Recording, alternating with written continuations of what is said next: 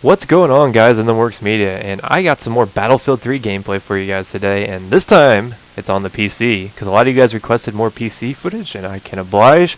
Considering that most of my footage so far has been on the Crapbox 360, as a lot of you guys like to refer to it as, but I do play an equal amount on both consoles, and we're taking a look at the Khaybar today.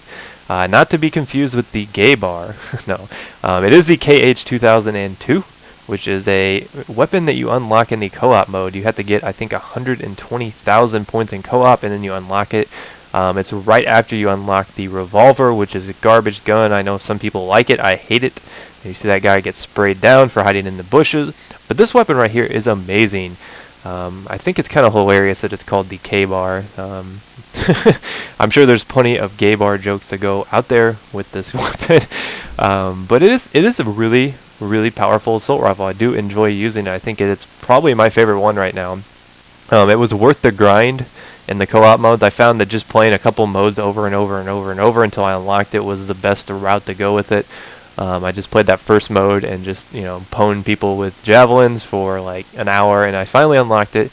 But it is a lot of fun to use. It is a burst weapon if you haven't already noticed, and it is a Russian weapon, so it does have the, I think that's what it's, the PSO-1 scope. I think it might be a PSO-2. I think the Dragunov has the PSO-1, which is like, it's that weird little, triangular sights with the automatic rangefinder on it, where it has like the little tail that shows like how much you need to aim. It's not a factor in video games, but it is in real life. It's kind of a unique scope. To give you guys a history lesson. But anyways, moving on. This is probably my favorite assault rifle right now, and I did include a clip from the first clip there. It was just an end of a push on a rush game that I played with this, which I thought was pretty cool. Some pretty cool kills in there, considering that I'm not the world's best PC player. I'm still getting my feet wet. It had been so long since I played Battlefield on PC. I hadn't played on PC since Battlefield 2. I was going to be extremely rusty, but I'm getting back to where I was, and it's hard to transition from console to PC back and forth, but I've had to do it since the majority of my friends play Battlefield on the console. It's kind of difficult to only play on PC, because when I'm playing on PC, I'm always playing solo or with like maybe one or two other people.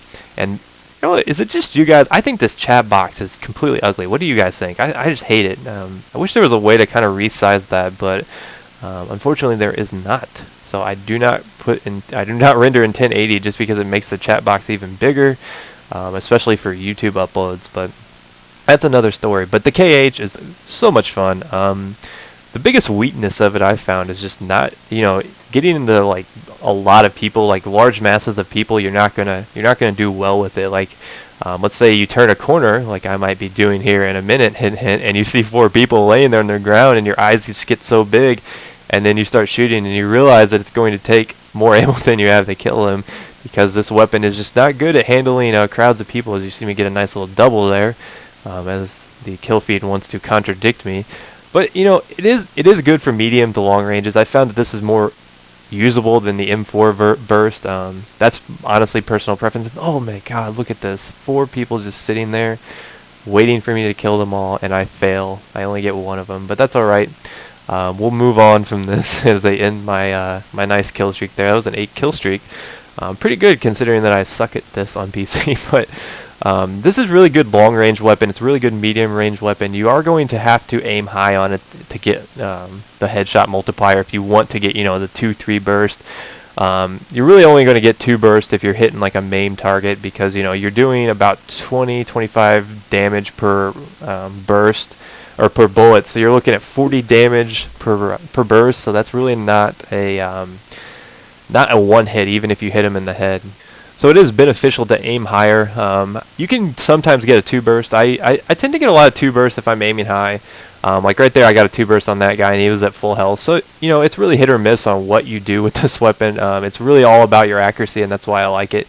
I'm not saying I'm very accurate with the PC, and I left this clip in there because this guy wouldn't give me health. I needed health so bad, and he just ignored me the whole time. But we'll move on. And I do like that this weapon does have the 30-round magazine. Some of the assault rifles, like the Scar, only have the 20, and I think that was a balancing issue. The Scar does. It seems like the Scar always has a 20-round magazine, just because it's always potentially a stronger weapon in a lot of games. But I want to point out that I am using the grenade launcher just because I've found that since I lack stopping power on large groups of people, that the grenade launcher is actually a nice complement. It's pretty weak, but if you lob a grenade in there and then shoot a couple rounds of your grenade launcher into a room, you can disperse crowds, and I found that that's very useful with the KH. I don't use the underbarrel attachment just because I like having the grip on it just for increased accuracy, but the fact that I can have this grenade launcher as, instead of the med kit, because enough people run med kits where you're not making a huge sacrifice. I think that the med kit is very available throughout most games you're playing in, because most people do run assault. But the grenade launcher really helps disperse crowds, and since you don't have a lot of stopping power when it comes to multiple targets, that's very important.